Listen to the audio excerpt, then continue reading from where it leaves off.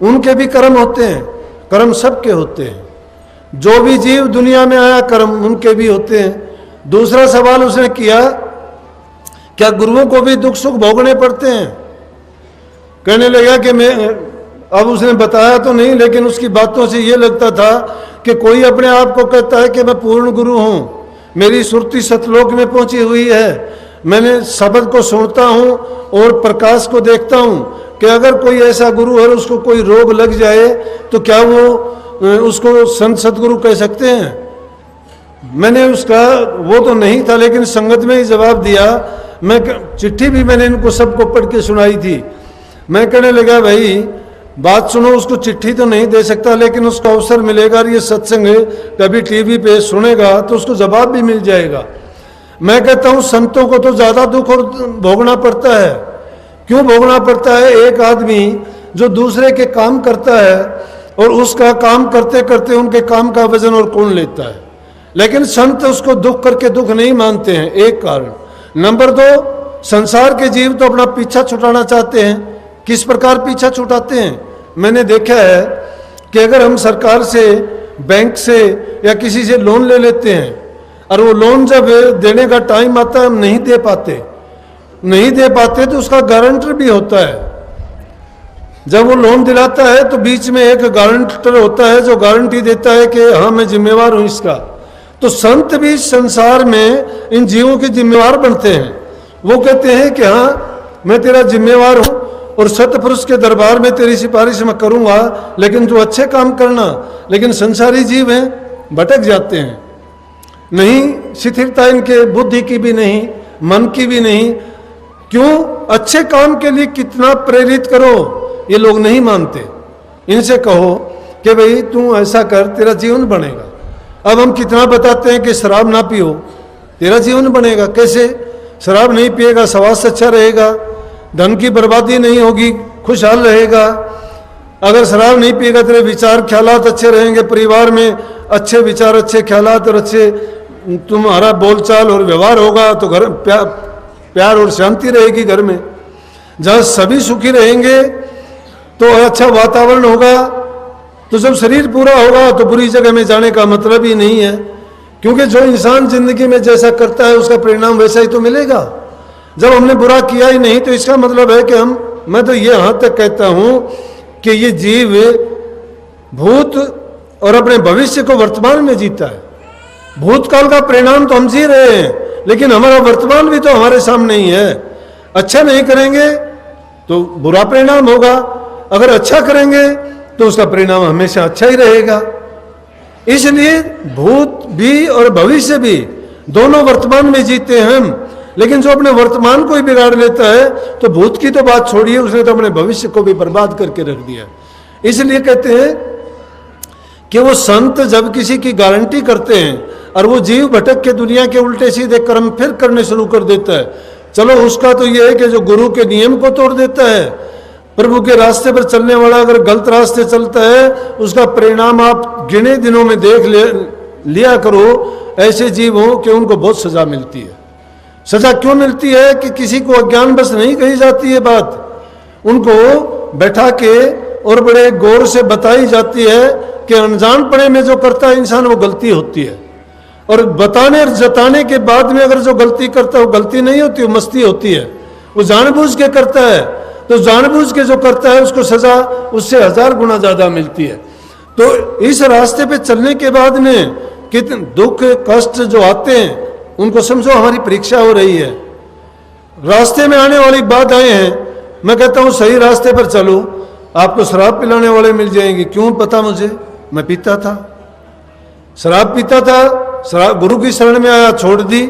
पहले तो कोई मांगने से भी नहीं पिलाता था, और जब छोड़ दी तो रोजाना आगे पीछे होते थे कि आते को शराब पिलाएंगे, आ जाओ वहां चलेंगे, ये करेंगे। फिर नहीं मिले, फिर वो पिलाने के लिए तैयार हो गए, क्योंकि ये काल का देश है, काल चाहता है उसके जीव निकल ना जाए। कदम कदम पर उसने ऐसे खूंटे गाड़ रखे हैं, ऐसे जाल फैला रखे हैं माया ने कि ये जीव जहां जाएगा बंधन इसके लिए तैयार मिलेगा, उसमें जरूर फंसेगा ये किसी न किसी तरह से। अरे कभी लालच के बस फंस जाते हैं, कभी छोटे से पद और इज्जत के लिए फंस जाते हैं। थोड़ा सा लालच, थोड़ा सा स्वार्थ जहां हमें पूरा होता दिखाई देता है, हम अपनी इज्जत को, अपने जीवन को, सब कुछ गिरवी रख देते हैं, बेच देते हैं, कोई परवाह नहीं करते। जो चीज पूरा जीवन दाव पर लगा के, कष्ट भोग के जो इज्जत कमाई जाती है, वो 1 मिनट में बर्बाद कर देते हैं। किसके बस? लालच के बस। पूरी जिंदगी नौकरी करने वाला अगर गलत तरीके से उसको कोई 5,000 रुपये देता है, वो अगर 20 साल नौकरी और करे तो 5,000 क्या मायने, वो 50 लाख कमाएगा। लेकिन होता क्या है कि 5,000 के लालच में अपनी नौकरी खो बैठता है, दुनिया में उसकी बेइज्जती होती है। क्यों? गलत रास्ता हुआ ना, भरोसा नहीं। ये इंसान किस चीज पर भरोसा करता है? बेईमानी पर करता है। और वो बेईमानी कहां से होती है? माया का रचा हुआ खेल है। इसलिए जहां कहीं भी ऐसी बात होती नजर आती है, सत्संगियों के रास्ते में तो बहुत आएंगी, गिरा देंगी वो। पहले जो कभी किसी को पूछते भी नहीं थे, जब आप भक्ति के मार्ग पर चलोगे तो ऐसी ऐसी बातें आपके सामने आ जाएंगी कि बस पूछो ना। कोई आपकी इज्जत शुरू कर दे, आपकी मान बढ़ाई होनी शुरू हो जाए, तो समझ लेना चाहिए कि ये माया ने अपना जाल फैलाना शुरू कर दिया है। मन ने दावा ठोक दिया है, तेरे को कभी गिरा लेगा कभी न कभी।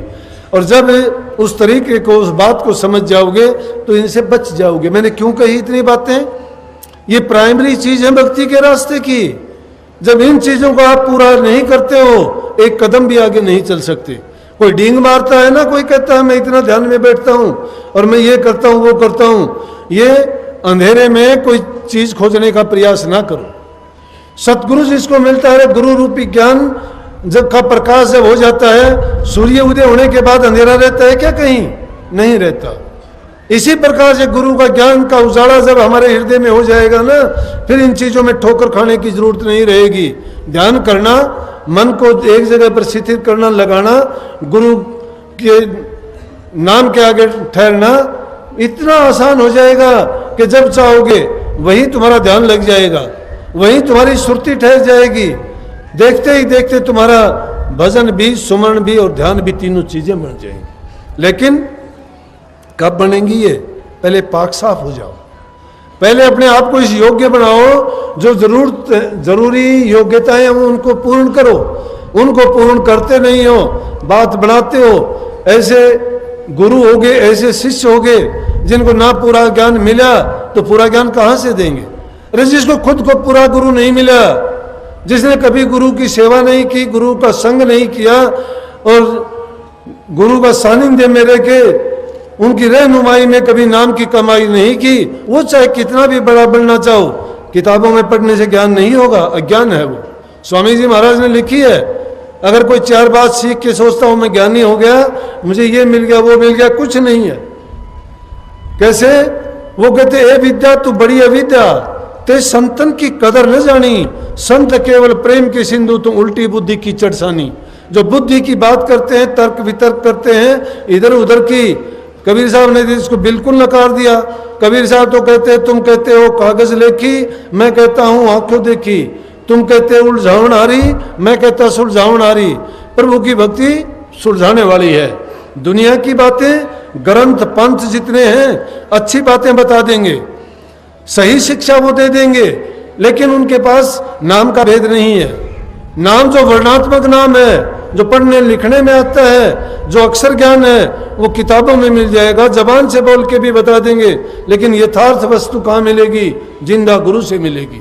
इसलिए गुरु की महिमा गाई है और कही गई है कि जब तक गुरु वो चीज अपने शिष्य को सामने बैठा के उन पर दया कृपा करके अपनी पाक दृष्टि उस पर डाल के, जब तक जीव के अंदर की जो नूरी गुरु है उसको नहीं उसमें प्रकट कर देता, तब तक समझो कि ज्ञान नहीं मिले।